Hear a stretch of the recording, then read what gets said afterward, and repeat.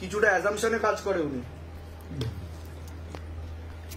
উঠে বসুন, উঠে বসুন।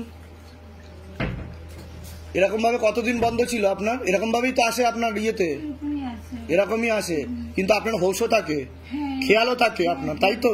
কারণ পুরোপুরি মা প্রবেশ করে না আপনার শরীরে, আপনার মনে থাকে অনেক কথা। যখন মা পুরোপুরি প্রবেশ করবে আপনার কিছুই মনে থাকবে না, বুঝতে পেরেছেন আমি কি বললাম? তো আপনাকে নাম জপ বাড়াতে হবে, আমি বলে দিচ্ছি কি কি করতে হবে।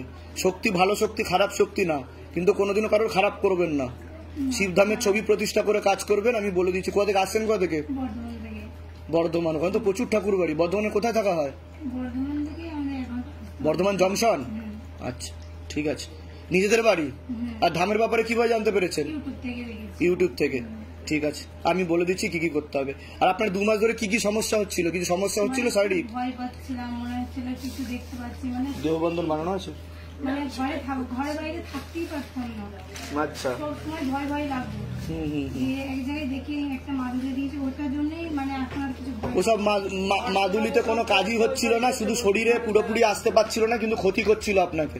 মা আসবে তো পুরোপুরি ভাবে গ্যারেন্টি আমি এবং শিবধাম, মা আসবে, কিন্তু আপনি আগে সাধনা করুন। সাধনার প্রয়োজনীয়তা আছে, সাধনা না করে কোনোদিনও কাজ করা উচিত না।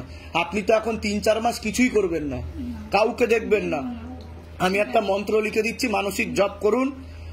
ধামের আশীর্বাদ আপনার সাথে থাকবে, মা শক্তি নিয়ে আসবে, আর মা না এসেও আপনাকে দেখিয়েও দেবে, বলে দিতে পারবে, কিন্তু তার জন্য সাধনা তপস্যার দরকার। ঠিক আছে, বলে দিচ্ছি। বলুন জয় শিবধাম। জয় শ্রীরাম। এরকম দেখতে পাওয়া যাচ্ছে, বিবাহ বন্ধন আর কর্মবন্ধন দুটোই করা রয়েছে। আর শ্বশুর বাড়ির তরফ থেকেই কিন্তু দেখাচ্ছে যে তান্ত্রিক আপনাকে ক্ষতি করেছিল। যেটা আদেশ আসবে সেটা সত্যিই বলা হবে এখান থেকে, বুঝতে পেরেছেন? হয়তো আপনি অন্য কাউকে ভাবছেন, কিন্তু এখান দিয়ে যেটা সত্যি সেটা কিন্তু বলা হবে। হাজবেন্ডে কি কোনো সমস্যা হচ্ছে? কি সমস্যা হচ্ছে বলুন? ওটাই তো আমি বললাম, পূর্ণ ডিভোর্সের যোগও আছে। এর জন্য যা যা বলা হয়েছে সেগুলো করুন, ধাম থেকে কৃপা হবে। এটা নিয়ে এসে বাইরে দাঁড়ান, ডেকে নিচ্ছে এক্ষুনি। ঠিক আছে, চলো।